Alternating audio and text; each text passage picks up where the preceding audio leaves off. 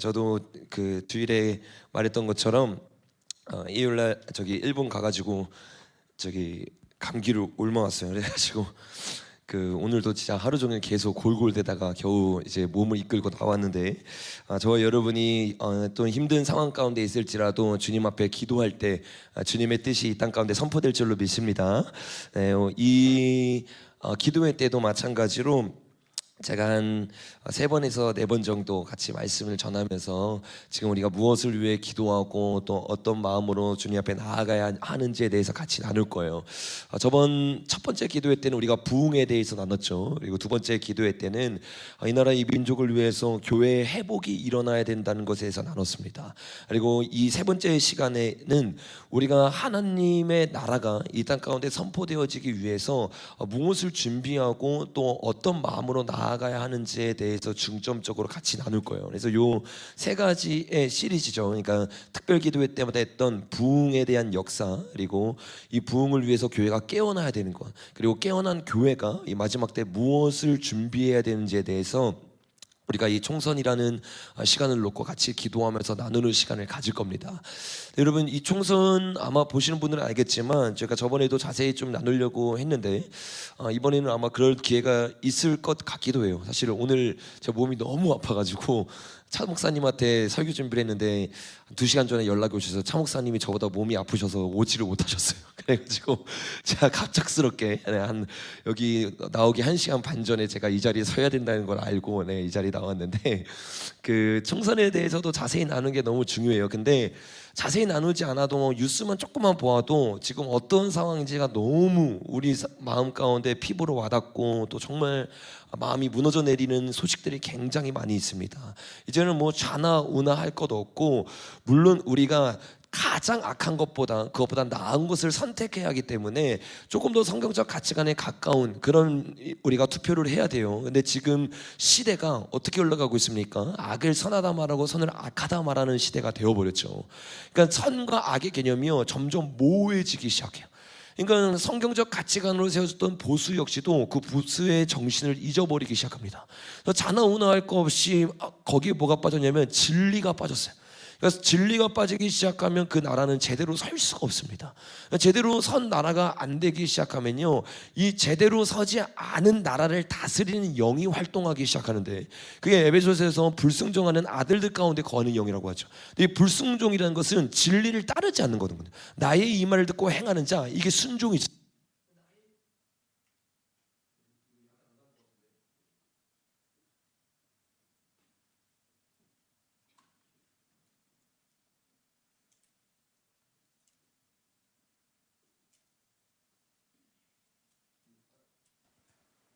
네, 이거 갈아서 다시 주십시오. 지금 바로 무슨 얘기하고 있었죠? 불순종. 나의 이 말을 듣고 행하는 자들은 순종하는 자들인데, 나의 이 말을 듣고 행하지 않는 자들은 불순종하는 자들이란 말이에요. 그러니까 진리가 빠진 곳, 그러니까 물이 사라지니까 피가 생기고 그 피 가운데 개구리가 나오잖아요. 그것처럼 하나님을 떠나는 말씀이 사라진 민족 가운데는 어떠한 희망도 있을 수가 없어요. 그래서 저와 여러분이 이것을 잘 알고 정말 진리 위에 바로 서야 되는데, 진리 위에 바로 설 때 생겨나는 게 있어요. 그게 뭐냐면 집입니다. 집. 근데 그 집이 뭔지를 마태복음 16장에서 봤더니 베드로라는 그 반석 위에 교회를 세운대요. 그러니까 하나님이 세우기 원하는 집은 교회이고, 이 교회는 성전이란 말이에요. 이 성전이 무엇인지를 알지 못하면 우리가 이 시대 가운데 교회를요 회복할 수가 없습니다. 에스겔도 마찬가지고 이 수많은 이 하나님의 환상 가운데 성전으로부터 뭐가 흘러나요? 물이 터져 나옵니다. 그래서 에스겔에서 천녀왕국 가운데 성전으로부터 중앙에서부터 물이 흘러나오잖아요. 왜냐하면 성전 중앙에 뭐가 있어요? 왕의 보좌가 있기 때문에.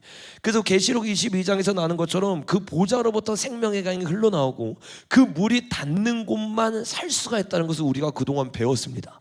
그래서 진짜 교회가 깨어있으면 항상 남은 자들은 뭘 하려고 하느냐? 성전을 지으려고 해요. 그러니까 성전 짓는 법을 깨닫지 못하면요 하나님의 뜻을 이룰 수 없고 하나님의 나라가 회복되어질 수 없습니다.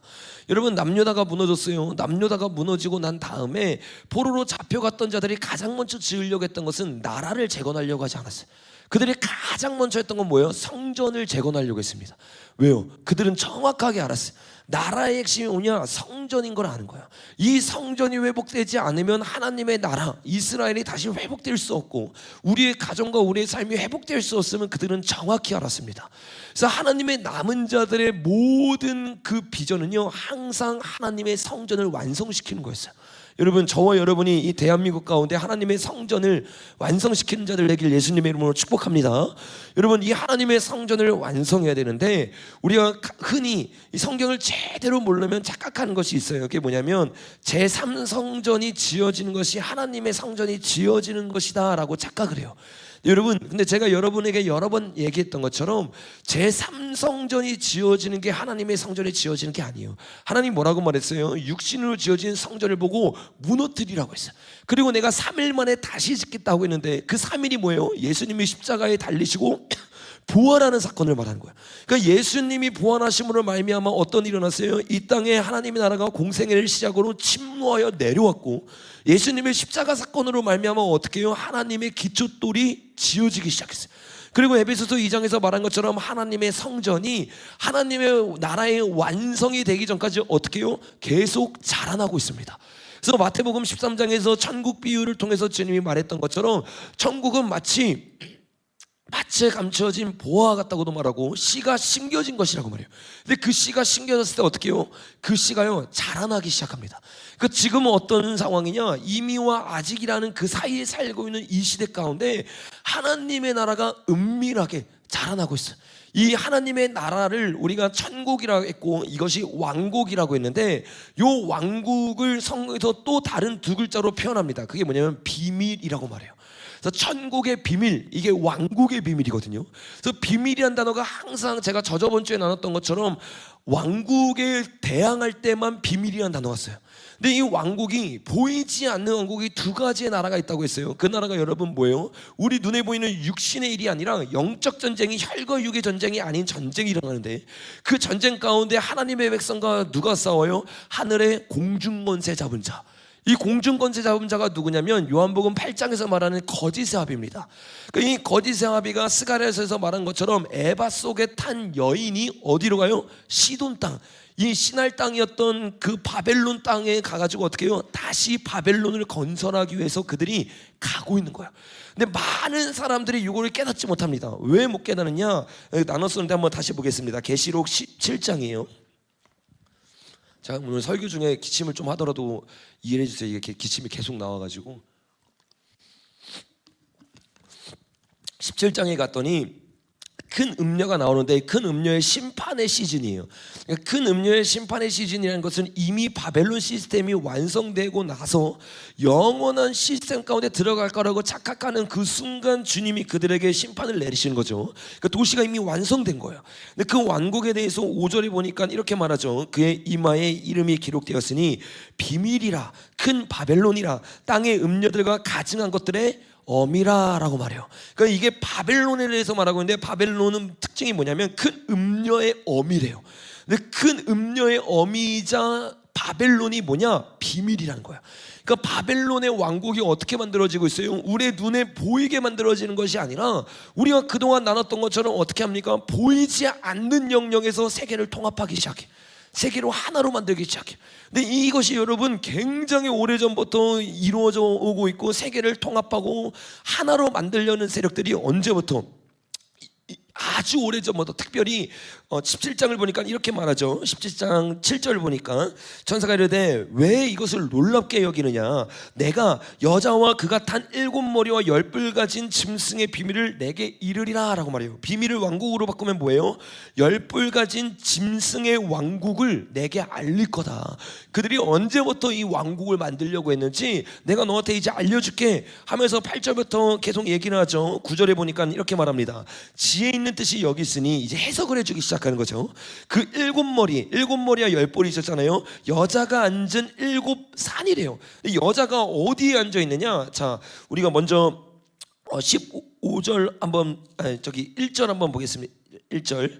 자, 음녀가 17장 1절이에요. 17장 1절에 갔더니 그 음료를 보여주기 시작하면서 3절에 보니까 곧 성령으로 나를 데리고 강야로 가니라. 내가 보니 여자가 붉은빛 짐승을 탔는데 그 짐승의 몸이 하나님을 모독하는 이름이 가득하여 7머리와 10뿔이 있었다라고 말을 하고 있어요. 그러니까 이 여자가 이 7머리를 가진 짐승 위에 앉아 있는 거죠. 이해되시죠? 근데 그 7머리가 뭐냐? 여자가 앉은 7산이라는 거예요. 그러니까 여자는요, 세계를 정복하기 위해서 어떤 산들을 정복해요? 7가지의 산을 정복하기 시작해요.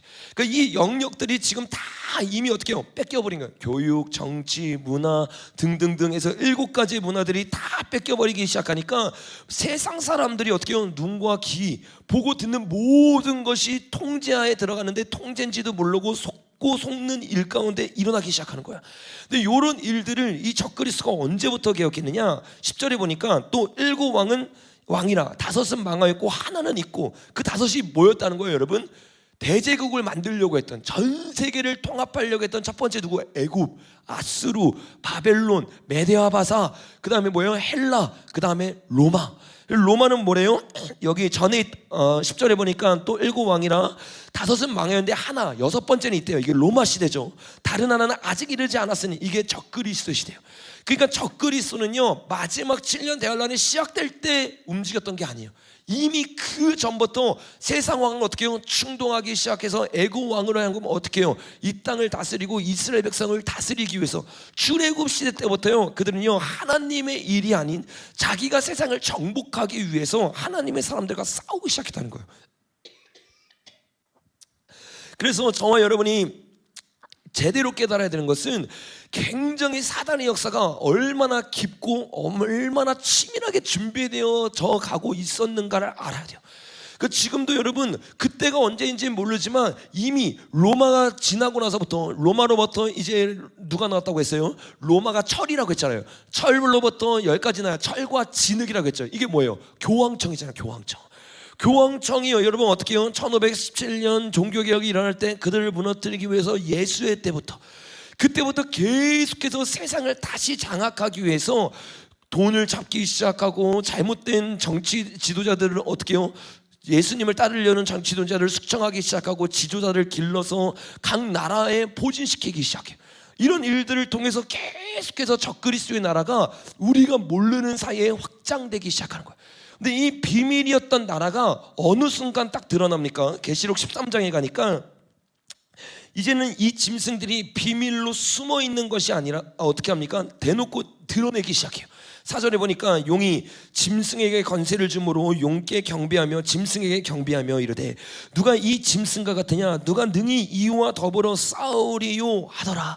이제 본격적으로 그들의 실상을 드러내기 시작하죠. 5절에 보니까 또 짐승이 가장되고 신성 모독을 말하는 입을 받고 또 42달 동안 일할 권세를 받으니라. 짐승이 입을 벌려 하나님을 향하여 비방하되 그의 이름과 그의 장막과 곧 하늘에 사는 자들을 비방하더라. 또 권세를 받아 성도들과 싸워 이기게 되고 각 족속과 백성과 방언과 나라를 다스리는 권세를 받으니 죽임을 당한 어린 양의 생명책에 창세 이후로 이름이 기록되지 못하고 이 땅에 사는 자들은 다 그 짐승에게 경배하니라. 이 창세기 13자 시즌이 되면 어떻게 해요? 비밀로 숨어있던 왕국이 본격적으로 드러내기 시작하면서 하나님을 비방하기 시작하고, 하나님만 비방하는 게 아니라 성도들과 싸워 이기게 됩니다. 근데 단순히 성도들하고만 싸우는 게 아니에요. 각 족속과 백성과 방언과 누구를 다스려요? 나라를 다스릴 권세가 그들에게 부어지기 시작해요. 그러니까 그들이요, 전 세계를 통합하기 시작하고 짐승에게 경배하는 나라를 이제는 본격적으로 만들기 시작한다는 거야. 근데 이것이 만들었을 때 성경에 어떤 예언이 있느냐? 자, 마태복음 24장 한번 가보겠습니다.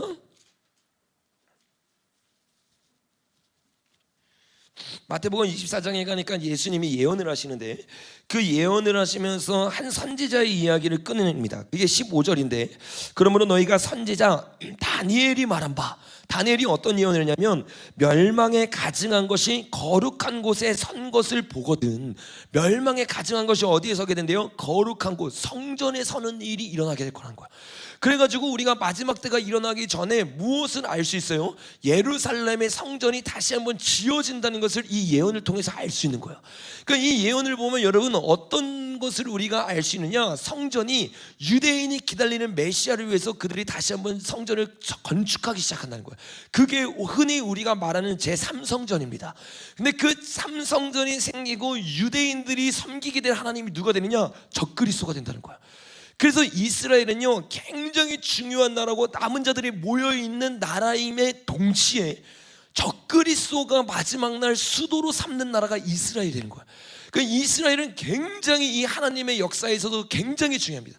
하나님이 너무나 사랑하는 민족인 것을 사단이 알기 때문에 어떻게 해요? 그 나라를 붙잡고 그 나라에 자기가 하나님 행세를 하기 시작하는 거야. 근데 많은 유대인들이요 여기에 미혹받아서 넘어가게 돼요. 그리고 무릎 꿇게 돼요. 이 성전이 지어지고 이 성전이 딱 어떻게 해요? 적그리스도가 멸망에 가져간 것이 거기에 딱 서기 시작할 때 비밀이었던 그들의 왕국이 전 세계를 다스리기 시작하고 그 앞에 무릎 꿇지 않는 모든 사람들이 어떻게 해요? 숙청당하고 순교당합니다. 여러분 여기에 순교를 당하지 않거나 승리할 수 있는 유일한 사람들이 있어요. 그 사람들이 뭐냐? 적그리스도가 만들려는 제3성전에 속지 않는 진짜 성전을 준비하는 자들이에요. 그래서 여러분 계시록 11장에 보니까 뭐라고 말합니까? 한번 가보겠습니다. 계시록 11장에 가면 두 증인에 대한 이야기가 나와요. 근데 이 두 증인에 대해서 이야기하면서 주님이 이렇게 말합니다. 1절부터 읽어보겠습니다. 시작. 또 제단과 그 안에서 경배하는 자들을 측량하되 뭐래요? 하나님의 성전과 제단과 그 안에서 경배하는 자들을 측량하래요. 근데 그들은 어떻게 된대요, 여러분? 성전 바깥 마당은 측량하지 말고 그냥 두라. 이것은 이방인에게 주었은즉 그들이 거룩한 성을 42달 동안 짓밟으리라. 내가 나의 두 증인에게 권세를 주리니 그들이 굵은 베옷을 입고 1260일 동안 예언하기 시작하는데 그 예언을 하면서 많은 사람들을 어떻게 해요? 지키기 시작해요. 특별히 12장 13절에 가니까 이렇게 말하죠. 용이 자기 땅으로 내쫓긴 것을 보고 남자를 낳은 여자를 박해하는지라. 그 여자, 이스라엘이라고 했죠. 이스라엘이 큰 독수리의 두 날개를 받아 강야 자기 곳으로 날아가 거기서 그 뱀의 낯을 피하여 한때 두때 반때 3년 반 동안 주님이 지켜요. 근데 요 지키는 자들이 어떤 자들이냐? 하나님의 성전 가운데 있어서 측량을 받은 자들이에요. 하나님의 성전에서 측량을 받은 자들이 누구예요, 여러분? 스가랴서 한번 가보겠습니다.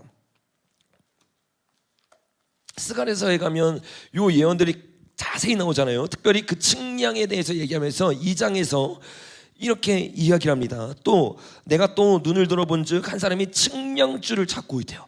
이 측량줄을 가지고 하나님이 재기 시작하는데 이렇게 말해요. 5절에 보니까 시작. 여호와의 말씀에 내가 불로 둘러싼 성곽이 되며 그 가운데서 영광이 되리라. 하나님의 불성곽이 어떻게 해요? 그 측량 가운데 있는 사람들을 지켜주겠다는 거야. 그러니까 이 마지막 때 두 가지의 성전이 비밀리에 지어지고 있어요. 첫 번째 성전은 뭐예요? 적그리스도가 멸망에 가증한 것이 서는 제3성전이에요.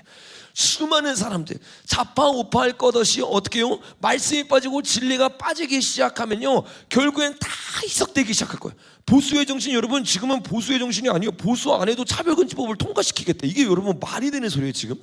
이런 사람들이 그냥 대놓고 자기네들이 뭐 학생 운동 저기 빨갱 운동했던 것들을 드러내놓고 난 이런 사람이었다고 말하는 사람들이 지금 공천을 받고 있어요. 그러니까 여러분 지금 일어나고 있는 이 일들은요 그냥 일어나고 있는 일들이 아니에요. 왜 이런 일들이 일어나요? 하나님의 백성들이 하나님의 성전을 이 땅 가운데 보여주지 못하고 하나님의 일들을 침노하여 보여주지 못하니까. 레위기 26장에서 말한 것처럼 하나님을 대적하는 민족들과 지도자들이 계속 일어날 수밖에 없는 거예요. 이 일은요 단순히 우리가 물론 외쳐야 됩니다. 그리고 싸워야 됩니다. 그리고 정치적으로 정말 탁월한 자들이 나가서 나아가야 돼요. 근데 그 이전에 우리가 아무리 싸워도 안 됩니다, 여러분. 왜요? 아히도벨이 아무리 싸워도 하나님이 계획하지 않으면 무너지는 거예요. 근데 우리는 우리의 힘으로만 나아가려고 해요. 반대로 우리가 지금 우리의 힘으로 나아가려는 힘을 빼고 뭘 해야 되느냐? 하나님의 성전 짓는 일에 열심을 가지고 남은 자들이 정확한 초점을 가지고 기도하기 시작할 때 주님이 진노 중에도 긍휼을 잃지 않을 줄로 믿습니다. 그래서 저와 여러분이 너무 중요한 이 총선을 앞두고 계속해서 부흥을 이야기하고 교회의 회복을 이야기하고 회복된 교회가 무엇을 위해 나아가야 되고 어떤 성전을 지어야 되는 거에 대해서 나누는 것은 전혀 뚱땅지 같은 이야기가 아니라 지금 시기에 가장 적절한 메시지고 우리가 무엇을 붙잡아야 되는지 정말로 깨닫게 하는 메시지 중에 하나가 될 거예요. 그래서 여러분과 함께 한 이틀에서 3일 정도 이 부분에 대해서 같이 나누면서 마지막 때 남은 자들이 어떻게 주님의 성전을 짓는가를 같이 한 책을 통해서 나눌 거예요. 어떤 책을 통해서 나눌 거냐면 에스라와 느헤미야를 통해서 나눌 겁니다. 네, 에스라와 느헤미야를 제가 예전에도 말했지만 이 책들은 다른 책이 아니라 원래 한 권의 책이었어요. 근데 지금 너무 길기 때문에 사람들이 에스라와 느헤미야로 나눈 겁니다. 그래서 우리가 이 한 권의 책을 통해서 하나님이 어떻게 성전을 재건하셨고 성벽, 느헤미야는 성벽을 만들었잖아요.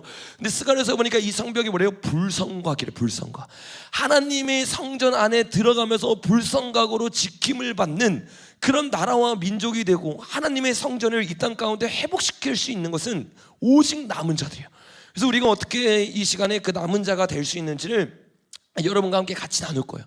주일에 제가 나눴던 메시지가 되게 중요한 메시지인데, 하나님의 성전이 이제 어떻게 된다고 했어요? 에덴이 있어요. 그리고 방주가 있었죠. 방주 다음에 뭐가 있어요? 이게 방주 어떻게 그려야 되지? 이렇게 그려야 되나?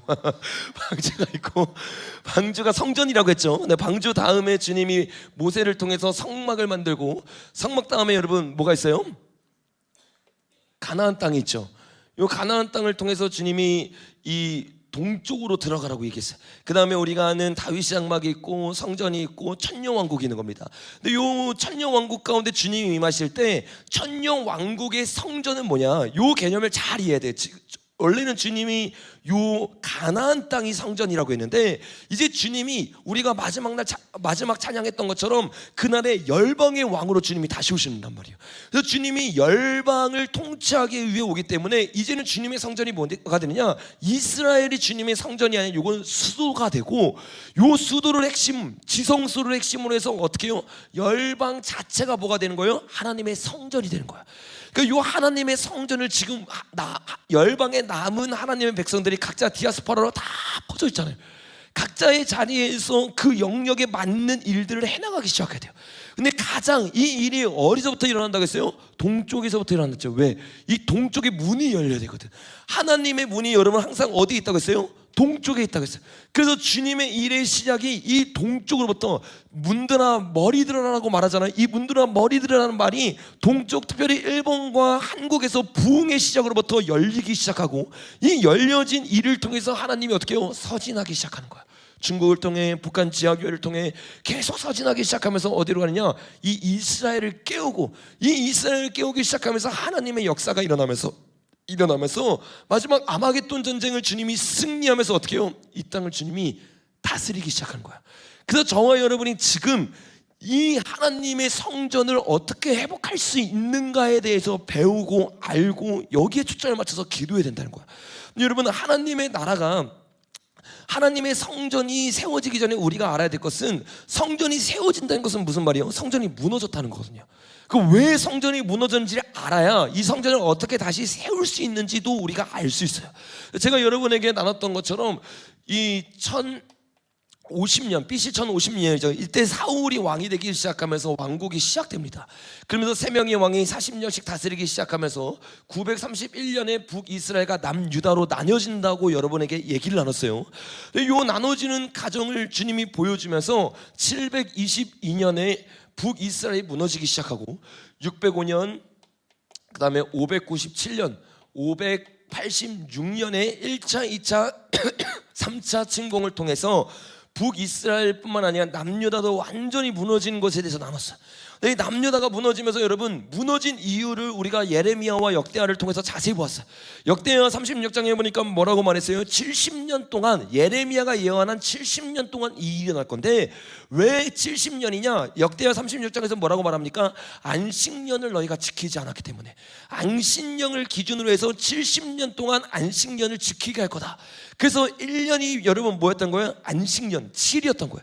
그래서 다니엘에게 뭐라고 말했대요? 이게 70년이 아니라 사실은 70일이야 라고 예레미야를 통해 얘기했던 것을 다니엘에게 주님이 다시 한번 풀어준 거죠. 이게 주일날 여러분과 함께 나눴던 내용이잖아요. 그래서 주님이 이 시간 동안에 그들에게 명하셨던 게 뭐냐? 한 번도 요 시간 동안에 제대로 이스라엘 백성들이 뭐 한 적이 없는 거예요? 주님의 통치를 받은 적이 없는 거예요. 그러니까 나라가 무너지고 나라가 부셔지는 가장 근본적인 이유에는 뭐가 있는 줄 아세요? 하나님의 왕 대신 통치, 안식년과 희년이 선포된 적이 없는 거예요. 여러분, 이 구원말 조선 땅 가운데 엄청난 축복이 부어져요. 왜 부어진 줄 아세요? 아니, 이 나라 백성들도 지키지 않았던 희년을요, 이승만 대통령이 이 땅에 선포해버린 거예요. 여러분, 우리가 나눴잖아요. 토지 개혁을 통해서, 농지 개혁을 통해서 일어났던 것이 정확하게 레위기 25장과 26장에서 말하는 안식년과 희년의 개념입니다. 그러니까 그 희년의 개념으로 어떻게 해요? 종을 폐지해, 노예를 폐지해. 이게 여러분 미국에서도 엄청난 치열한 싸움을 통해서 얻어진 건데, 이승만이라는 한 사람이 나와서 한 세대 만에 동시에 그거를 딱 일으켜버리는 거예요. 그러니까 어떻게 돼요? 죄에서부터 자유가 일어나기 시작해요. 종들이 해방되기 시작해요.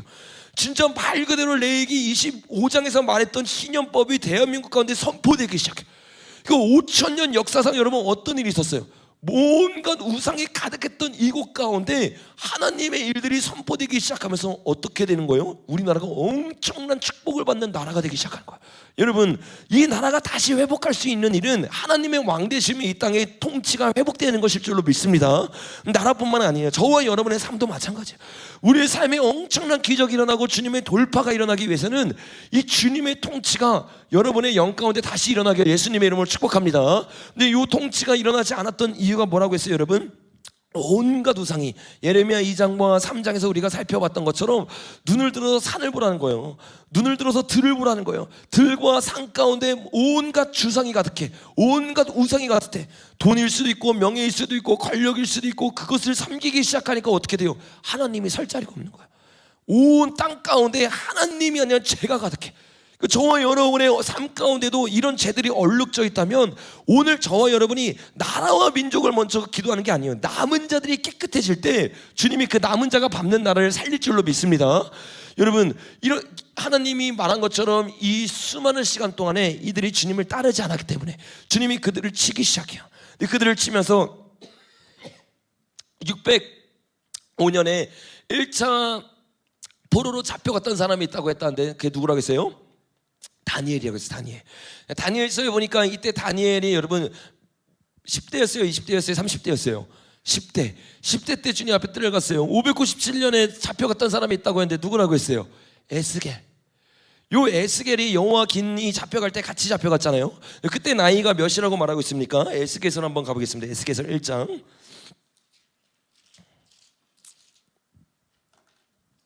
자, 1장 1절 시작.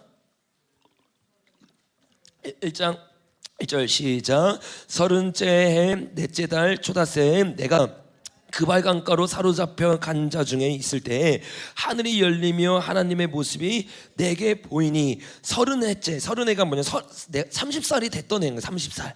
30살이 됐을 때가 언제냐? 2절에 보니까 여호와긴이 597년에 잡혀간 왕입니다. 그 왕이 사로잡힌 지 몇 년? 5년이 지난 때였어요. 그러니까 여러분, 이때 에스겔의 나이가 몇 살이었다는 거예요? 25살이었다는 거죠. 요 10대 때고 10대가 한 15살로 하면, 그러니까 에스겔이랑 다니엘의 나이 차이는요 불과 한 띠동갑 정도 된다고 생각하면 되는 거예요. 그러니까 완전 동시대 때의 사람인 거예요. 이 동시대 때의 사람들이 다 어디로 끌려갔어요? 포로로 끌려가서 바벨론 가운데 있었어요. 근데 여러분, 이렇게 굵직굵직한 하나님의 사람들이요 남은 자가 되어가지고 어떻게 해요? 하나님의 성전을 짓기 시작합니다. 그러니까 마지막 때 주님이요 엄청나게 많은 사람을 통해서 주님의 일을 하는 거 아니에요. 그러니까 우리가 수가 적고 우리가 아무것도 아닌 것 같다는, 여러분 그런 생각할 필요 없어요. 다니엘이라는 한 사람, 에스겔이라는 한 사람을 통해서 주님이 얼마나 위대한 일을 행한지 우리가 깨닫는다면, 저와 여러분이 주님 앞에 무릎 꿇는 자들 되길 줄로 믿습니다. 근데 요들의 특징이 있어요. 요들의 특징이 뭐냐? 자, 1절에 보니까 이렇게 말하죠. 내가 그발 강가로 사로잡혀 갔대요. 근데 그발 강가로 사로잡혀 갔던 자들의 특징이 있어요. 시편 137편 한번 가보겠습니다. 137편 1절에 이렇게 말을 해요. 우리가 바벨론의 여러 강변 거기에 앉아서 시온을 기억하며 울었도다 라고 말해요. 여러분, 사로잡혀 갔던 자들이 항상 주님 앞에서, 남은 자들이 뭘 하냐? 주님 앞에 앉아서 울기 시작해요. 눈물을 흘리기 시작해요. 그들이 했던 것은 다른 게 아니라 주님 앞에 눈물을 흘렸던 거야. 주님 앞에 눈물을 흘리는 것이 얼마나 위대한 일인가를 우리가 이들의 삶을 통해서 지금 계속 살펴볼 거야. 이들의 기도가 여러분 절대로 헛되지 않은 것을 여러분 깨달으시길 바랍니다. 다니엘은 어떻게 했어요? 10대 때부터 하루에 3번씩 주님 앞에 기도하기 시작해. 눈물을 흘리기 시작해. 언제까지? 80세가 될 때까지. 그때까지 그는요 포기하지 않았어요. 주님 앞에 기도하기 시작할 때 주님의 일들이 일어남을 그들이 알고 있었어요. 그래서 다니엘은 하나님의 때가 깨닫고 나니까 여러분 어떻게 해요? 주님 앞에 기도하기 시작하면서 21일 동안 금식 기도를 합니다. 여러분 그들이 금식 기도하지 않으면 주님의 일이 절대로 일어나지 않아요. 그러니까 저와 여러분이 금식 기도해야 이 나라가 바뀐다는 걸 깨닫길 예수님의 이름으로 축복합니다. 이 586년에 어떻게 돼요? 나라가 무너지기 시작하면서 정확하게 516년 몇 년이라고 했어요? 70년에 이 하나님의 일이 정확하게 일어났단 말이에요. 근데 이 하나님의 일이 일어날 때 하나님이 누구에게 감동을 주셨어요? 약 20년 전에 536년에 누구의 마음을 감동시켰어요, 여러분? 고레스의 마음을 감동시켰죠. 그래서 고레스를 통해서 약 몇 년이에요? 50년 뒤에 50년 뒤에 고레스의 마음을 감동시켜서 이 하나님의 일을 행하기 시작하고 요때 어떤 일이 일어나냐? 1차 포로 기한이 일어나요. 요 1차 포로 기한이 일어나는 게 에스라입니다. 에스라. 우리가 에스라로 한번 가보겠습니다. 에스라.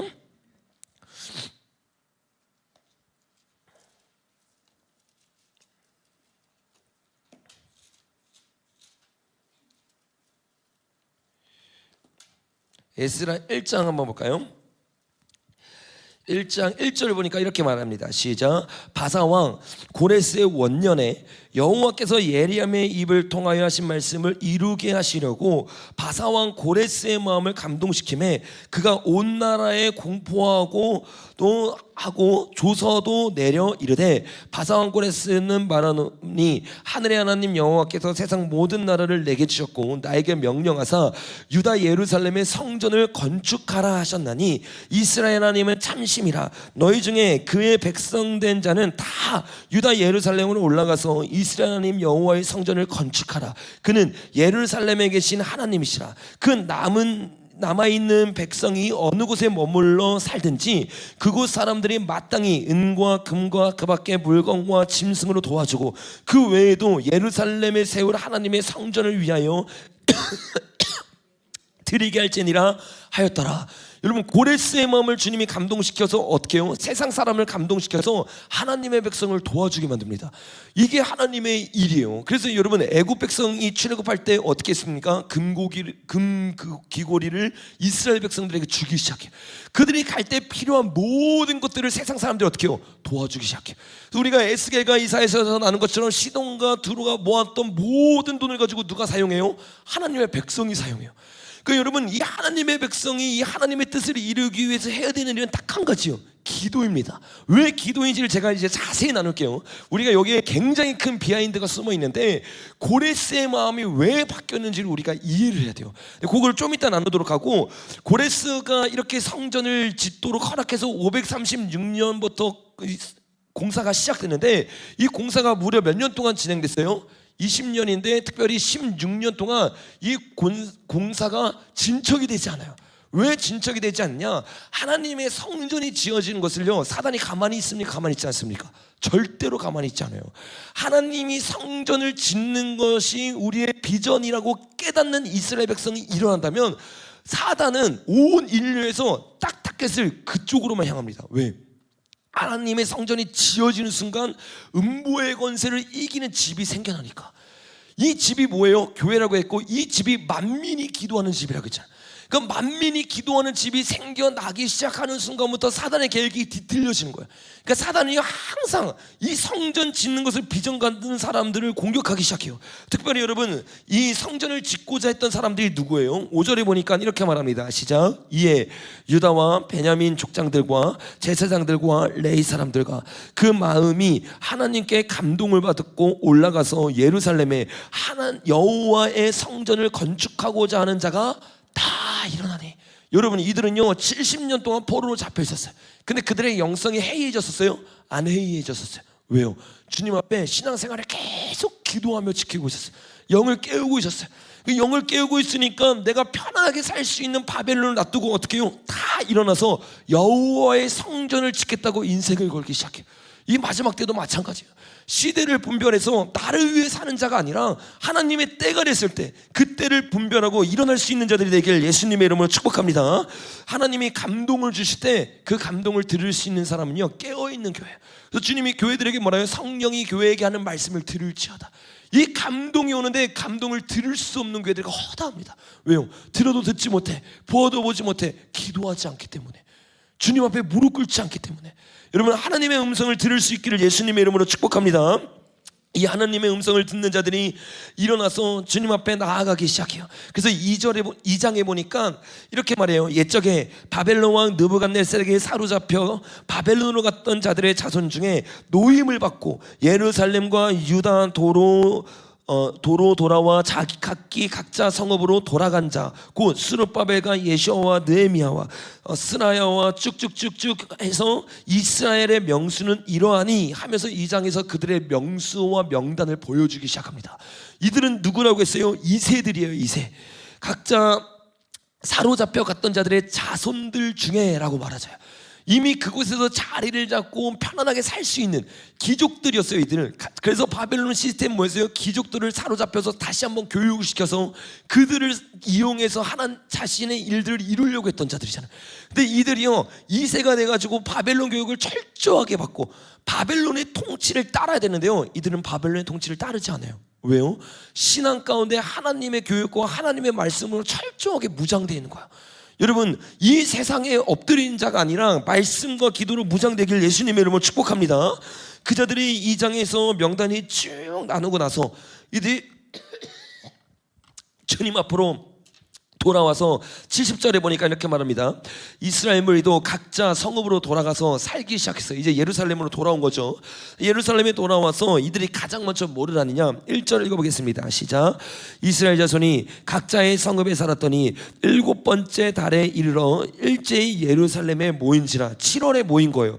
요사닥의 아들 예시야와 그의 형제 제사장들과 살기의 아들 스룹바벨과 그의 형제들이 다 일어나 이스라엘 하나님의 제단을 만들고 하나님의 사람 모세의 율법에 기록된 대로 번제를 기 위에서 드리려 할세, 무리가 모든 나라 백성을 두려워하여 제단을 그 터에 세우고 그 위에서 아침 저녁으로 여호와께 번제를 드리며 기록된 규례대로 초막자를 지켜 번제를 매일 정수대로 날마다 드리고 그 외에 항상 드리는 번제와 초하루와 여호와의 모든 절기의 번제와 사람이 여호와께 기쁘게 드리는 예물을 드리되 7번째 달 초하루부터 비로소 여호와께 번제를 드렸으나. 그러니까 언제부터 번제가 시작된 거예요? 7월 1일. 7월 1일이 여러분 어떤 날이에요?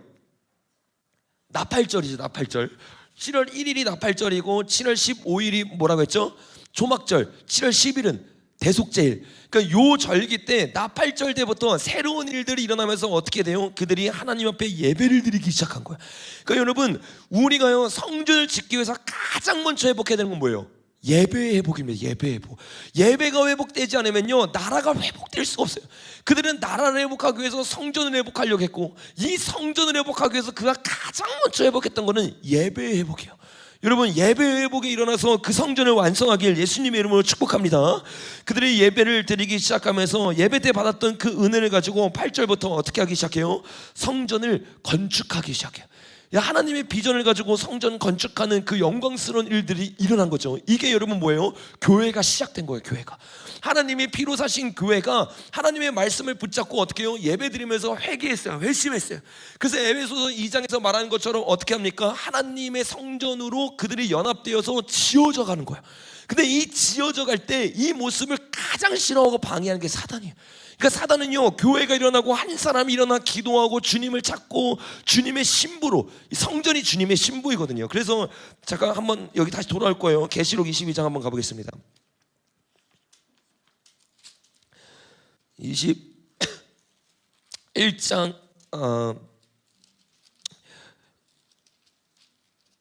22장 7절을 보니까 어디죠? 17절 시작. 성령과 신부가 말씀하시기를 오라 하시니라. 듣는 자도 오라 할 것이요 목마른 자도 올 것이요 또 원하는 자는 값없이 생명수를 받으리라. 성령과 신부에 대해서 얘기해요. 근데 그 예루살렘 성이 뭔지에 대해서 얘기하면서 21장 2절 보니까 이렇게 말하죠. 또 내가 보매 거룩한 성 새 예루살렘이 하나님께로부터 하늘에서 내려오니 그 준비한 것이 신부가 남편을 위하여 뭐한 것 같아요? 단장한 것 같아요. 9절도 7 대접을 가지고 마지막 7 장을 담은 7 천사 중에 하나가 나와서 내게 말하여 이르되 이리로 오라. 내가 신부 곧 어린 양의 아내를 내게 보이리라 라고 말하는데 그 아내가 뭐예요? 10절 시작. 성령으로 나를 데리고 크고 높은 산으로 올라가 하나님께로부터 하늘에서 내려오는 거룩한 성 예루살렘을 보이니, 이 예루살렘이 여러분 뭐예요? 거룩한 신부라는 거예요. 거룩한 신부. 그러니까 이들이 하나님의 성전과 성벽을 지으면서 예루살렘 성을 만들고 있는 게 뭐예요? 거룩한 신부 단장인 거야. 그 신부가 단장하기 시작하고 깨어나기 시작하고 부르심을 회복하기 시작하니까 이 성전이 어떻게 해요? 열방의 성전이 완성되기 시작하면 복음이 이르기 시작하니까 어떻게 돼요? 그 끝에 하나님이 임하기 시작하잖아요. 왜? 신부가 준비됐으니까. 이 신부가 준비된 걸 제일 싫어하는 게 사단이란 말이야. 그러니까 사단은요 모든 걸 다해서 어떻게 해요? 이 신부가 준비하지 못하게 해요. 그러니까 4장에서부터 어떻게 합니까? 4장 소제목을 보니까 성전 건축을 방해하는 자들이 나와요. 그 방해하는 자들이 어떻게 방해하느냐 이렇게 말해요. 사로잡혔던 자들의 자손이 이스라엘 하나님 여호와의 성전을 건축한담을 유다와 베냐민의 대적이 듣고, 대적이요 이 소리를 듣자마자 그들을 방해하기 시작합니다. 그들을 방해하는데 얼마나 끔찍하게 방해하느냐 4절부터 한번 읽어보겠습니다. 시작. 1호부터 그 건축을 방해하되 바사왕 고레스의 시대부터 언제까지? 바사왕 다리오가 즉위할 때까지 갈리들에게 뇌물을 주어 그 계획을 막았으며 또 아수르가 즉위할 때 그들이 이 글을 올려 유다와 예루살렘 주민을 고발하니라. 그러니까 여러분 언제부터? 바사왕 고레스가 칙령을 보내서 이 일이 시작됐잖아요. 이 일이 시작됐을 때부터 바사왕 다리오가 즉위하기까지 갈리들이 뇌물을 주어서 어떻게 해요? 하나님 나라의 백성들이 그 일을 하지 못하도록 계속 막기 시작하는 거야. 그 일을 막을 때 그 시절에 있던 사람이 누구예요? 다니엘과 에스겔이에요. 여러분 그래서 이 다니엘은요 지금 에스라와 느헤미야의 이름은 나오지 않지만 이 하나님의 성전을 지는데 가장 핵심적인 반석을 지었던 사람입니다. 그 반석을 지었던 결정적인 이야기가 다니엘서에 나오는데 한번 가보겠습니다. 다니엘서 5장 한번 가볼까요?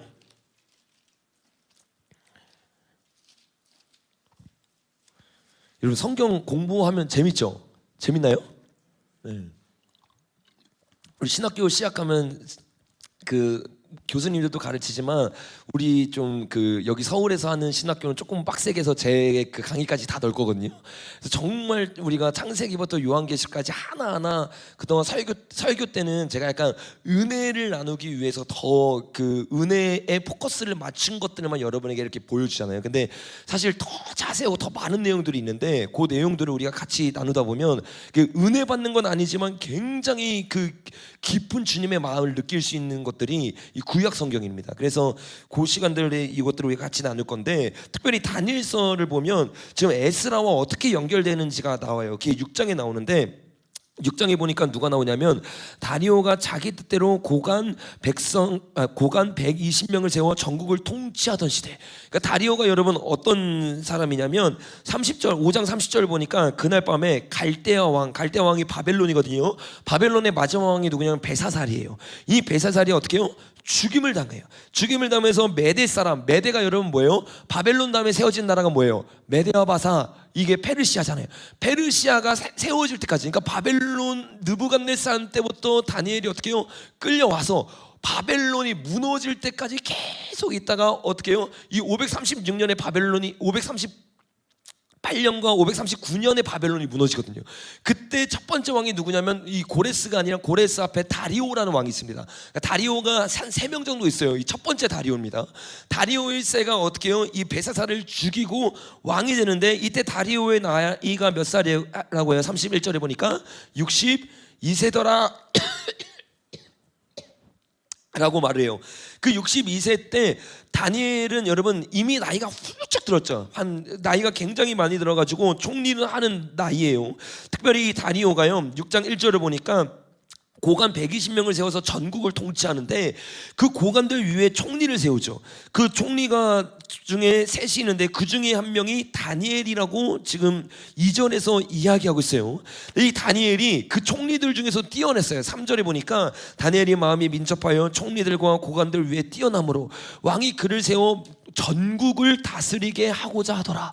우리가 어제 나왔던 것처럼 하나님 나라의 통치를 받으니까 이 통치를 받는 다니엘이 여러분 어떻게 되기 시작해요? 다스리는 권세를 받기 시작하고 요셉처럼 가는 곳곳마다 다스리는 일을 하기 시작해.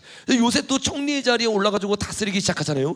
세상이 왕인 것 같지만 실상 그 실세가 누구였어요? 요셉이었던 것처럼. 요 다리오 때도 마찬가지였어요. 누가 실세였냐? 다니엘이 실세였어요. 그러니까 이런 모습을 보니까 이 다니엘의 대적들, 다니엘이 여러분 요때가 그러니까 언제인 거예요, 여러분? 요 때가 지금 536년에서 539년 요 사이인 거예요. 이해가 되시죠? 다니엘의 지금 5장부터 6장까지의 내용이 여기에 지금 해당되는 겁니다. 요거를 이해하시고 보셔야 지금 제가 하는 말들이 이해가 돼요. 이때 530 이거 5장에서 6장 내가 지금 정신이 없어가지고 몸이 아파가지고 정신이 없어서 내가 뭘 적는지도 모르겠네. 5장에서 6장까지의 내용인데 저 내용에서 지금 다니엘이 뭐를 말하고 있는 거냐면 헷갈리죠. 죄송해요. 536이 아니라 5장에서 6장 다니엘서의 내용입니다. 539년부터 536년 사이의 내용이 다니엘 5장부터 6장까지의 내용이라는 거예요. 그 내용을 살펴봤더니 요 내용이 여기 다니엘 6장 잠깐 꽂아놓고 다시 여기로 와야 돼요. 여기 그 에스라로 왔더니 5절에 보니까 바사왕 고레스 시대부터 다리오가 즉위할 때까지 관리들이 뇌물을 주어서 계속해서 뭐래요? 그 계획을 막으려고 했어요. 그들은요 계속해서 하나님의 뜻을 막으려고 하는데 요 하나님의 뜻, 총독 밑에 있었던 느헤미야가 성벽을 건축할 수 있도록 그의 신임을 받았던 것처럼 다니엘이 그 훨씬 앞선 세대에서 다리오와 고레스의 신임을 받고 오셨어요. 요 신임을 받고 있던 다니엘은 없애야지만 이 성벽을 무너뜨릴 수 있단 말이에요. 그래서 이들이 계획을 짜는데 어떤 계획을 짜냐? 자, 4절에 보니까 다니엘 6장 4절 시작. 이에 총리들과 고관들이 국사에 대하여 다니엘을 고발할 근거를 찾고자 하였으나 아무 근거 아무 허물도 찾지 못하였으니 이는 그가 충성되어 아무 그릇됨도 없고 아무 허물도 없습니다. 여러분 진짜 신앙인은요 세상과 타협하지 않습니다. 정말 삶의 열매를 맺기 시작하고 삶에서 최선을 다해서 나가니까 세상 사람들이 책 잡으려고 해요. 책 잡을 게 있어요 없어요? 없어요. 그러니까 여러분 그리스도인들은 그냥 은혜로만 사는 자들이 아니라 삶에서 열매를 맺고 정말 최선을 다해서 나아가는 자들이 돼야 될 줄로 믿습니다. 그러니까 이 다니엘의 삶은 한마디로 말하면 거룩이에요. 거룩을 놓치지 않고 주님 앞에 나아가기 시작하니까 결국에 그들이 어떻게 해요? 5절 읽어보겠습니다. 시작. 그들이 이르되 이 다니엘은 그 하나님의 율법에서 근거를 찾지 못하면 그를 고발할 수 없으리라 하고, 그러니까 성전을 짓는 것을 막기 위해서 그들이 택한 게 뭐냐? 하나님의 백성들을 무너뜨리기 위해서는 하나님의 율법에 범하는 것들을 만들어서 그들을 무너뜨려야 된다는 거야. 그래서 그들이 어떤 법을 정하기 시작해요. 6절을 보니까 이렇게 말합니다. 시작. 이에 총리들과 고관들이 모여 왕에게 나가서 그에게 말하되 다리오 왕이여 만수무강하옵소서. 나라의 모든 총리와 지사와 총독과 법관과 간원이 의논하고 왕에게 한 법률을 세우며 한 금령을 정하실 것을 구하나이다. 왕이여 그것은 곧 이제부터 30일 동안에 누구든지 왕의 어떤 신에게나 사람에게 무엇을 구하면 사자굴에 던져 넣기로 한 것이나이다. 그런즉 왕이여 원하건대 금령을 세우시고 그 조서에 왕의 도장을 찍어 메대와 바사에 고치지 못하는 규례를 따라 그것을 다시 고치지 못하게 하옵소서 하매, 이에 다리오 왕이 조서에 왕의 도장을 찍어 이 금령의 핵심이 뭐냐? 기도하지 못하게 하는 거예요. 그 법은 사실 뭐예요? 그냥 전 세계 사람에게 들어가. 이게 차별금지법과 똑같은 거거든요. 독소 조항을 딱 넣어놓은 거예요. 사실 타깃은 누구예요? 다니엘이에요. 근데 다니엘을 타겟으로 하고 있다고 말할 수 없으니까 어떻게 해요? 전 세계 사람들에게 다 포용된 법인 것처럼 보이지만 사실 그 쇠사슬은 누구에게 주어지는 거냐? 다니엘을 죽이기 위한 거란 거야. 그 마지막 때 성전을 짓고 교회가 세워지려고 할 때 이 교회를 막기 위해서 어떻게 해요? 그냥 모든 사람을 위한 사랑의 법이라고 말하지만 사실상 세워져 가고 있는 하나님의 성전을 무너뜨리려고 하는 거야. 이게 차별금지법이에요. 이게 수많은 압법들이에요. 근데 이 압법들을 분별하지 못하니까 이제는 차나 우나 할 것 없이 보수의 정신이 말씀으로 시작되는데 그 말씀과 상관없이 그 압법들이 통과되기 시작해요. 그 여러분, 이런 일들이 계속 일어나면서 어떻게 해요? 결국에는 기도하지 못하게 해요. 그러니까 교회 폐쇄법이라든지 뭐 계속해서 이 팬데믹이 생기고 더 나오기 시작하면 어떻게 해요? 교회를 향한 타겟으로 해서 이런 일들이 일어나게 돼요. 마트도 그러고 식당도 그러고 다른 데도 다 그런데 어디를 타겟으로 두고 있는 거예요? 교회만 타겟으로 이야기들을 하고 있다는 거야. 이런 일들이 그냥 일어나는 게 아니라 이전부터 이런 일들이 계속 일어나고 있었어요. 근데 10절에 보니까 다니엘이 그걸 알고도 어떻게 해요? 시작. 다니엘이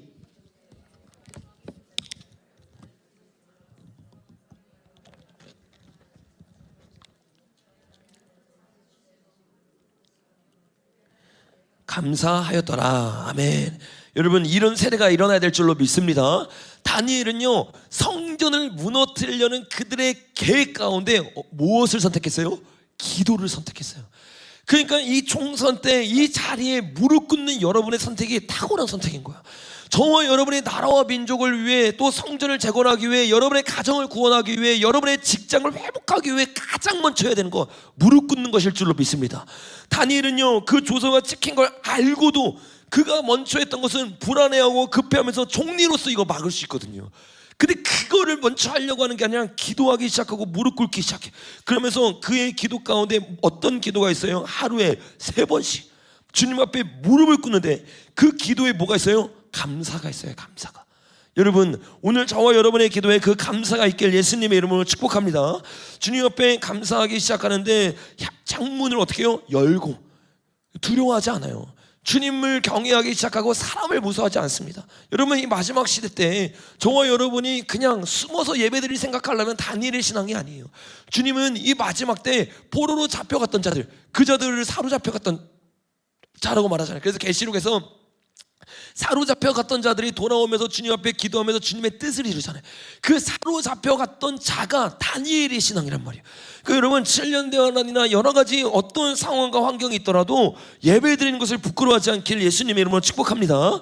여러분, 11절에 보니까 그렇게 예배드리기 시작하니까 그 무리들이 모여서 다니엘이 자기 하나님 앞에 기도하며 간구하는 것을 발견했어요.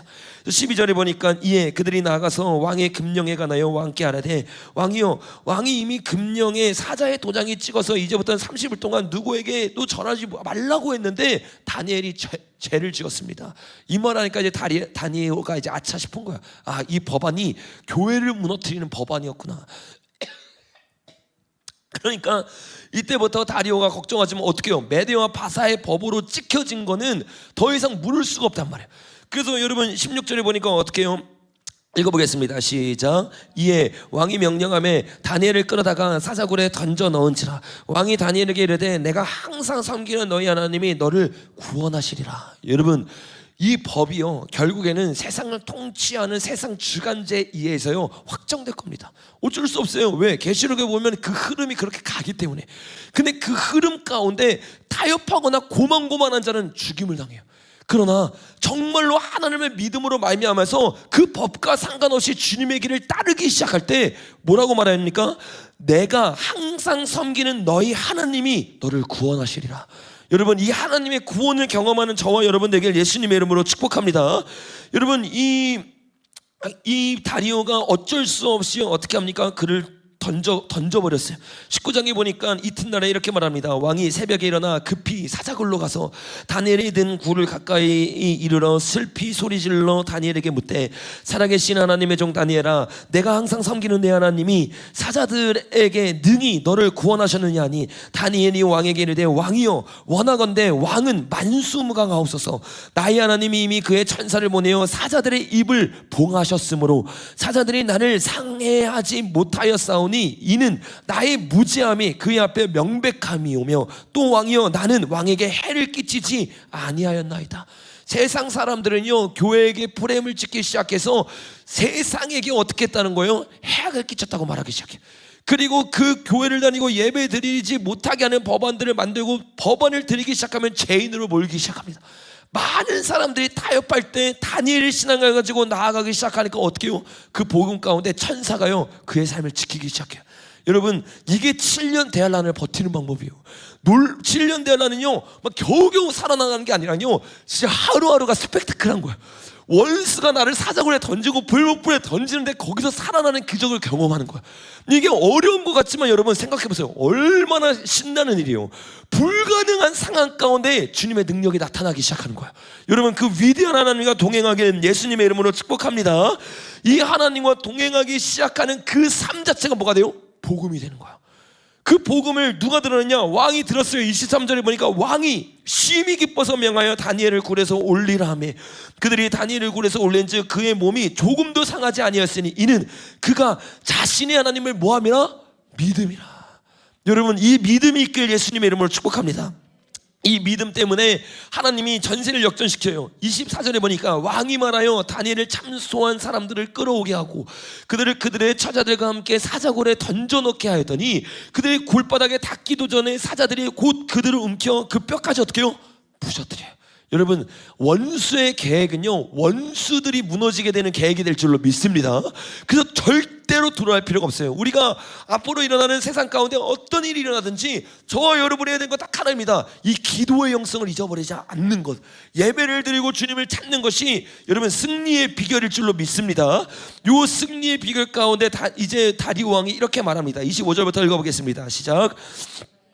온 땅에 있는 모든 백성과 나라들과 언어가 다른 모든 사람들에게 조서를 내려 이르되 원하건대 너희에게 큰 평강이 있을지어다. 내가 이제 조서를 내려노라. 내 나라 가나안 아래 있는 사람들은 다 다니엘의 하나님 앞에 떨며 두려워할지니 그는 살아계신 하나님이시요 영원히 변하지 않으시리시며 그의 나라는 멸망하지 아니하실 것이요 그의 건세는 무궁할 것이며 그는 구원도 하시며 건져내기도 하시며 하늘에서든지 땅에서든지 이적과 기적을 행하시는 이로써 다니엘을 구원하여 사자의 입에서 벗어나게 하셨음이라 하였더라. 온 나라 가운데 어떻게 돼요? 복음이 전파되기 시작해. 왕의 마음이 바뀌기 시작하는데 그 왕의 마음이 바뀌고 복음이 그 땅을 통치할 때가 언제까지냐? 28절 시작. 이 다니엘이 다리오 왕의 시대와 바사 왕 고레스 왕의 시대에 형통하였더라. 여러분 이 말을 이해하고 우리가 에스라 1장으로 다시 한번 돌아가 봅시다. 에스라 1장 1절 다시 한번 읽어보겠습니다. 시작. 바사 왕 고레스 원년에 여호와께서 예레미야 입을 통하여 하신 말씀을 이루게 하시려고 바사 왕 고레스의 마음을 감동시키매. 우리는요 이 비하인드를 모르니까 그냥 고레스가 갑자기 마음이 감동돼가지고 선포한 거라고 생각해. 근데 이 고레스의 마음을 바꾸기 위해 주님이 통로 삼은 자가 있어요. 그게 다니엘이었어요. 다니엘의 남은 자의 뭐를 통해? 기도를 통해. 그가 했던 거는 기도하고 주님 앞에 무릎 꿇고 예배 드리는 거였어요. 그 예배를 지켰던 한 사람의 기도와 예배가요 다리오와 고레스의 마음을 바꿔버린 거예요. 여러분 하나님의 일은요 우리가 하나님의 미래 아심으로 예언되어 있어요. 근데 그 예언되어 있는 것은 하나님이 그냥 어떤 사람의 마음을 바꿔서 자기 마음대로 하는 게 아니라 하나님이 미리 보신 거예요. 뭘 미리 봤느냐? 남은 자들이 기도할 것을 주님이 보고 있었던 거예요. 그래서 여러분 마지막 때도 마찬가지예요. 여러분 계시록 가볼까요? 계시록 5장 가보면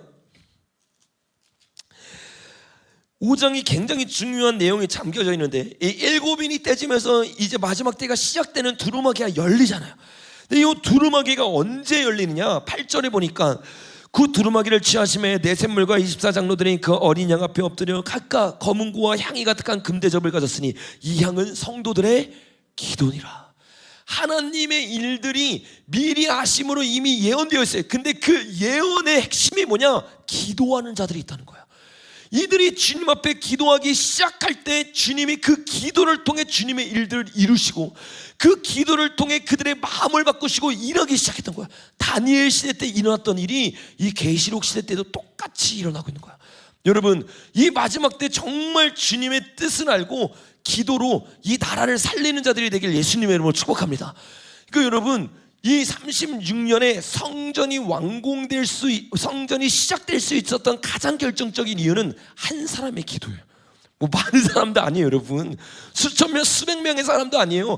다니엘 혼자 기도하겠다고 기도했는데 그 기도를 막고자 했는데 그게 역전되기 시작한 거예요. 여러분, 저와 여러분의 기도가 절대로 헛되지 않은 것을 깨닫는 자들 되길 예수님의 이름으로 축복합니다. 여러분, 이것이 계속 이루어져서 36년에 이 일이 일어나는데 이것을 또 막으려고 제가 오늘은 여기까지만 보고 같이 기도했으면 좋겠어요. 에스라 4장 한번 가보겠습니다. 에스라 4장 4절에 보니까 이로부터 유다 백성의 손을 약하게 하라고 그 건축을 방해했죠. 아까 다니엘 시대 때 방해를 하고, 5절에 다니엘 고레스 시대부터 바사왕 다리오가 여러분 2명 3명 있었다고 했죠. 첫 번째 다리오는 죽고 두 번째 고레스가 된 다음에 그 고레스 때부터 두 번째 다리오가 즉위할 때까지 갈리들이 뇌물을 주어 그 계획을 막으며, 6절에 보니까 누가 나와요? 또 아하수에로가 즉위할 때에 그들이 이 글을 올려 유다와 예루살렘 주민을 고발하니라. 아하수에로가 누구예요, 여러분? 그렇죠. 에스더의 남편이에요. 에스더의 남편. 그러니까 여러분, 이 에스라와 느헤미야는 다 다니엘도 에스겔도 에스더도 다 이어진 내용입니다. 특별히 에스더가 458년이에요. 그리고 이 두 번째 13년 뒤니까 445년에 이제 느헤미야가 오는데, 이 458년이 2차 포로기 아니고 478년 요때가 에스더 시대거든요. 요 에스더 시대가 지금 어디에 나와 있는 거예요? 이 에스라 4장에 나와 있는 거예요. 그러니까 아하수에로가 즉위했을 때도 그들이 글을 올려 유다와 예루살렘 주민을 고발했어요. 이 글이 누구? 이거 하만이고, 하만. 이 하만이 유다와 유다 민족들을 어떻게 죽이려고 했어요. 그 죽이려고 할 때 어떤 일이 일어났어요? 하만의 그 계획을 알았던 모르드게가요, 주님 앞에 무릎 꿇습니다. 그리고 금식합니다. 그들이 기도하기 시작할 때 그 계획들이 어떻게 해요? 완전히 꼬꾸라지기 시작. 이렇게 몇 번 되는 줄 아세요? 3번. 요 3번이요, 7인 때, 7 나팔 때, 7 대접 때, 그 대접이 열릴 때마다 항상 뭐가 됐어요? 하늘의 문이 열렸다고 했죠. 하늘의 문이 어떻게 열려요? 기도할 때 열리는 거예요. 주님 앞에 기도하는 남은 자들이요, 그때와 그 시기를 분별하고 그때마다 타협하지 않아요. 무릎 꿇기 시작해요. 사대교회가 여러분, 계시록 한번 가볼게요. 계시록 2장 3장. 오늘 굉장히 중요한 메시지가 계속 선포되네. 2장 3장이니까 사대교회가 있는데, 사대교회에 수많은 사람들이 살았으나 죽은 것처럼 타협하는 인생을 살아가요. 근데 4절에 보니까 그러나 사대에 그 옷을 더럽히지 아니한 자 몇 명이 내게 있어. 이들의 특징이 뭐예요? 흰 옷을 입은 자들이. 주님 앞에 흰 옷을 입은 이들이 뭐 하는 자들입니까? 계시록 제가 가보시다. 계시록에 가보면 계시록 19장에 가니까 이렇게 말하죠. 19장 6절에 보니까 허다한 무리들이 있는데, 요 무리들이 무슨 고백을 하냐? 우리가 즐거워하고 크게 기뻐하며 그의 영광을 돌리세. 어린 양의 혼인기약을 얻고 그의 아내가 자신을 준비하였는데 뭘 준비했느냐? 그에게 빛나고 깨끗한 세마포 옷. 흰 옷을 입은 타협하지 않는 백성들이요, 7년 대란이 끝날 때까지 뭐하고 있는 거예요? 주님 앞에 기도하고 찬송하기 시작하는 거예요. 이들의 기도와 찬송은 항상 감사입니다. 왜요? 다니엘의 신앙이 예표로 보여주고 있기 때문에. 그 신앙을 붙잡고 나아가기 시작하니까 여러분 뭐라고 말해요? 그들이 준비하였으므로. 뭐가 준비된 거예요? 하나님의 성전이 완성이 된 거예요. 하나님의 성전이 딱 완성되고 문이 열리기 시작하니까 예수 그리스도가 재림해서 어떻게 해요? 아마겟돈 전쟁에서 승리하게 되는 거예요. 여러분, 저와 여러분이 이 승리를 같이 만끽하는 자들이 되길 예수님의 이름으로 축복합니다. 여러분, 이처럼 이게 나중에 이제 이번 주에 제가 몇 번 뒤에 내용들은 같이 나눌 텐데, 이렇게 다니엘이요, 주님 앞에 기도하고 에스더가 주님 앞에 기도하는 인생을 살 수 있었던 이유가 있어요. 다니엘이요, 10대부터 80대까지잖아요. 70년 동안 10대 때 사로잡혀 갔다가 이 70년이 거의 다 탈 때가 예레미야를 읽으면서 주님 앞에 기도했을 때잖아요. 그러니까 거의 70년, 10대부터 70년 하면 80대잖아요. 80대 때까지 주님 앞에 눈물을 흘리고 기도하고 애통하면서 그의 신앙이 변하지 않았던 이유가 뭔지 아세요? 그는요, 우리가 3주 동안 계속 나눴던 이 하나님 나라의 통치라는 복음을요, 구약 때부터 알고 있었어. 언제 때부터? 10대 때부터. 10대 때 무슨 꿈을 꿨어요? 그 느부갓네살 왕이 꿨던 이 동상을 봤잖아요. 이 동상이 금이요, 은이요, 동이요, 철이요, 철과 진흙이요. 요거를 딱 봤는데 요 나라를 누가 무너뜨려요? 돌의 나라가 무너뜨리기 시작해요. 한 나라가 나오는데 이 나라가 세상의 모든 나라를 무너뜨린 것을 10대 때 다니엘이 깨닫기 시작합니다. 그 나라의 왕이 누구인 걸 아는 거예요. 다니엘이 예수 그리스도인 거라는 거예요. 천년 왕국을 다니엘은요 그 구약 때부터 꿈꾸고 있었어요. 와, 주님의 나라가 다시 오는구나. 그러니까요 다니엘은요 이 정체성을 가지고 있으니까 나라를 뺏겼는데도 주눅들지 않아. 왕들 앞에 서기 시작하고 총리들 앞에 꿀리지 않아. 그리고 그 정체성을 어디에 두고 있어요? 하나님 나라에 두고, 하나님 나라에. 그러니까 하나님 나라의 백성이기 때문에 그는 날마다 기도하는 거예요. 왜? 다리오의 통치를 받지 않으니까, 그냥 바벨론 벳사살의 통치를 받지 않으니까. 다니엘은 자기가 누구의 통치를 받고 있는 줄 알았어요. 누구? 예수 그리스도의 통치. 이 예수 그리스도의 통치를 받는 자는 어떤 상황에서도 기도하게 되는 거야. 그러니까 70년이라는 인생 동안 그는 기도의 끈을 놓치지 않았어요. 기도의 끈을 놓치지 않을 수 있는 비결은 그냥 열심이 아니에요. 그냥 뜨거움이 아니에요. 얼마큼 복음을 붙잡고 있느냐. 이 복음을 붙잡고 있던 다니엘은 음보의 권세를 이기는 교회가 됐던 거야. 그러니까 가는 곳곳마다 총리들을 어떻게 해요? 다스리게 되잖아요. 120명을 다스리게 되잖아요. 그 120명 밑에 있는 마을들을 다스리게 되잖아요. 왜? 교회가 되었기 때문에. 만민이 기도하는 집, 그게 교회인데, 만민이 기도하는 집이 어떻게 되느냐? 반석 위에, 이 돌의 나라 위에 자신의 정체성을 딱 세웠던 거야. 여러분, 이 마지막 때에 이 대한민국을 위해서 정말 희망을 가지고 끝까지 기도할 수 있는 세대는 하나님의 복음에 매료된 자들일 줄로 믿습니다. 그래서 저와 여러분이 오늘 기도하면서 주님께 이 은혜를 구해야 돼요. 주님, 이 시대에 우리를 기도하는 자로 불러주셨는데 하나님의 통치가 일어나는 은혜를 우리에게 부어주시옵소서. 그 통치를 받는 백성으로서 다니엘처럼 끝까지 기도할 때 하나님, 역전의 하나님을 보이게 하여 주시옵소서. 다니엘은 그 땅으로 돌아가지 않았지만 바벨론이라는 그 시스템 안에서 결국에는 어떻게 한 거예요? 이들이 성전을 지을 수 있도록 중보자로서의 역할을 하고 있었던 거예요. 여러분, 저와 여러분이 직접 싸우고 직접 나아가는 자들이 아니다 할지라도 다니엘처럼 중보자의 자리를 지키기 시작할 때 여러분이 세상을 바꾸는 자들이 되게 될 줄로 믿습니다.